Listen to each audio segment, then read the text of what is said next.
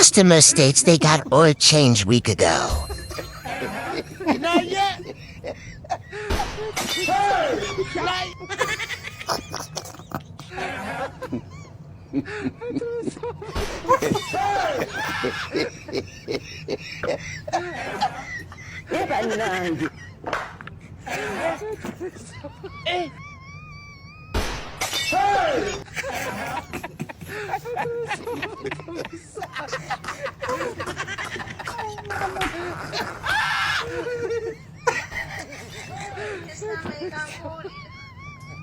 Mazima.